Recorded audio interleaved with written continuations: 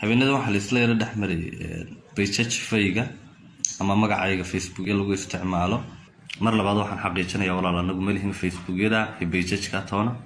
markii ugu horeysay fanaanka Qamar Suugaani oo muuqaal iska soo duubay ayaa ka hadlay xogta rasmiga ay ka dambayso heesahan la sheegay in baraha bulshada isku dhaafsanayaan fanaanada Ugbaad Aragsan oo ahayd xaaskiisii hore. Haddaba Qamar Suugaani oo afka furtay ayaa sheegay dadka ka dambeeya oo muuqaaladani fidinayo waxaana sheegay in heesahan la leeyahay waxa is dhaafsanayo Qamar Suugaani iyo Ugbaad Aragsan aysan waxba ka jirin. Haddaba dawadayaal inta aanan kula wadaagin muuqaaladiisa iyo sidoo kale maha rasmiga ah ee ka dambeeyo page-ka iyo sidoo kale dadka faafinaya xogahan fadlan marka hore muuqaalka leegaray si uu u baaho una gaaro bulshooyinka Soomaaliyeed sidoo kale nagu soo biir oo kamid noqo asxaabteena adigoo channelka subscribe dhahanaya ganbaleelkana u furanaya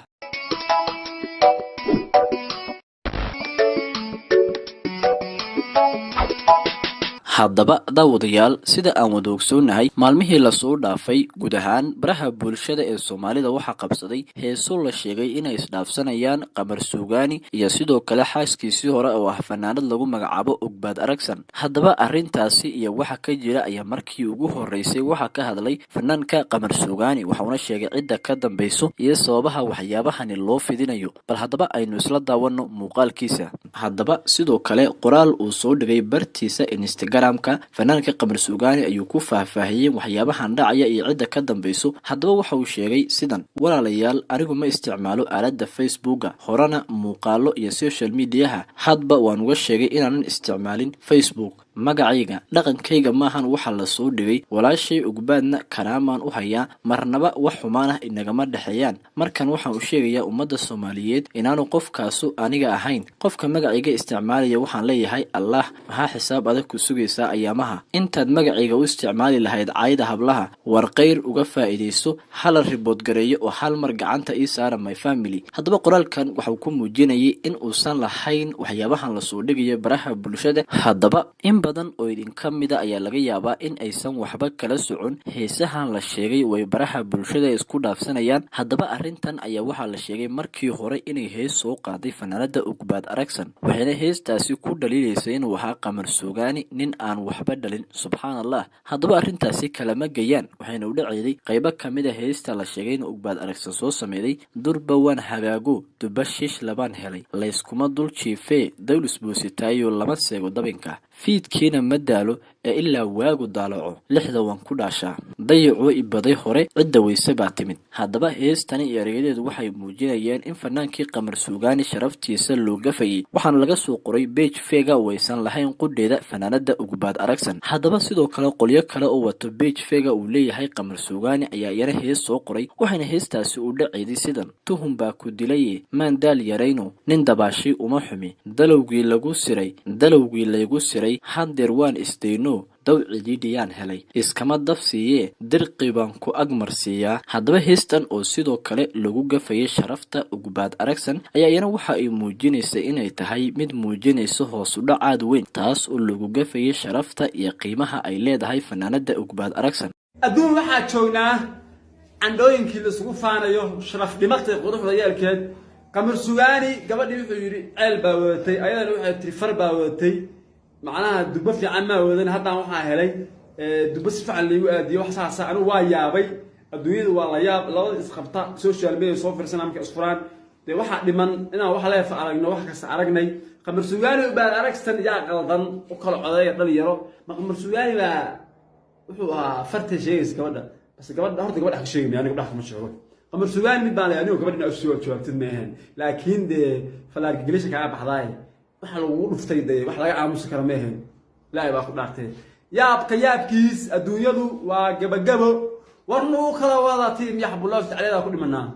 Ugbaad Aragsan hadday wax dhaleeceynayso shalay markuu Qamar Suugaani furay oo ay kala tageen labadooda intii heshiin waayeen ay kala tageen bay dhaleeceyn lahayd. Qamar Suugaani hadduu rabo inuu dhaleeceeyo Ugbaad Aragsan shalay ayuu dhaleeceyn lahaa.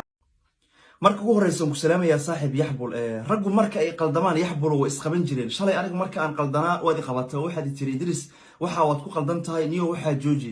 hadalkaaga waa aan qaatay maanta waxaan doonayaa marka adiga oo qaldanaan ku qabto waxaan arkay video goordhow aad soo galisay oo ah video ugu dambeeyay aad TikTok-gaaga soo galiso ka oo aad kaga hadlaysay arrintani Ugbaad iyo ninka la yiraahdo Qamar Suugaani oo aad leedahay Qamar baa islaantiisii hore waxa uu ku tilmaamay wax ceela inay wadatay heesta aniga hortaa baan arkay hees caadi baan u maleynayay page-kiisa baan ku arkay kadib reaction baan ka bixiyay oo heestii erayadii baan af Soomaali u bedelay kadib waxaan arkay Instagram-kiisa isagoo soo dhigay oo wacad ku maraya ku dhaaranaya inuusan Facebook isticmaalin waxaana uusan warba ka hayn sida darteed ninka walaalkaaga ah marka uu ku yiraahdo war walaal waa layga been sheegayaa oo aniga waxa shaqo ku malihi waa inaad aamintaa waa nin walaalkaaga ah waa nin raga waad galtay u maleynaya marka saaxiib shalay aniga waad qabatay hadalkaagana waan qaadan jiray waligii kuma aanan aflagaadeyn laba mar baad reaction iga sameysay aniga oo aad leedahay niyow marna waad qaldan tahay marna waxa inaga jooji hadalkaaga waan qaatay aniga raggu waa ku isqabta mar waliba hadda adiga ku qabanaya marka waxaan hubaa in Qamar Suugaani uu wacad ku maray dhaarna ku maray inuusan shaqo ku lahayn waxyaabaha heestan ay tahay hees been abuura marka saaxiib waxaan ka codsanayaa adiga iyo dadka kaleba inaad iska joojisaan dacaayadan ilaahay baan idinku dhahay haddii aad ka yartaa 25 sano meeshaas kaga carar sidaan ka warqabna dagaal ba'ana wuxuu u dhaxeeyaa Qamar Suugaani iyo Ugbaad Aragsan Qamar Suugaani u jawaabay Ugbaad wuxuu yiri sidatan tuhun baa ku dilayay maan dadaal yareyno nin dabaashay u naxmiya dalawgii la igu siray haddana waan isdayno dow ciidiyaan helay iska mana dhaafsiye dirqi baan ga ku xijii mugta waxaan dheenaa marka dirqi baan ku galiyaa markaas ay dakaysaa intaas wuxuu ku sii daray hadal way isdaayaan digrigeedu konton hoos uguma dago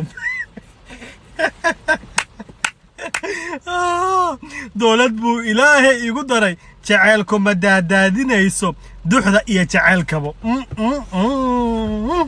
adigu maxaas leedahay maxaadan ka fahamta meeshaan haddaba markii qoraaladan la soo dhigay baraha Facebook waxaa bilowday in dad caan ka ah Facebook iyo sidoo kale aaladda TikTok ay arrintaani ay buunbuuniyaan waxaana kamid ah shakhsiyaadkaasi nin lagu magacaabo Shiino Colay Sakariya Maajiyo iyo dad kale oo baraha bulshada caan ka ah waana kuwana muuqaaladoodii ay ku sheegayeen in fanaaniintani isku jawaabayaan iyagoo buunbuunis u sameynaya arrintan been abuurka ah haddaba daawadayaal muuqaalkii iyo warbixintii aan ka diyaariyay halkan ayaan kusoo gabagabeynayaa inta aan muuqaalkiisa kala kulmayno waxaan idin leeyahay sida iyo nabadgelyo mahadsanidin habeenada waxa la isla yara dhaxmaray page-fayga ama magacayga Facebook lagu isticmaalo mar labaad waxaan xaqiijinayaa walaal anagu meelihim Facebook-yada iyo page-ka toona habeenada waxa la isla yara dhaxmaray page-fayga ama magacayga Facebook lagu isticmaalo mar labaad waxaan xaqiijinayaa walaal anagu meelihim Facebook-yada iyo page-ka toona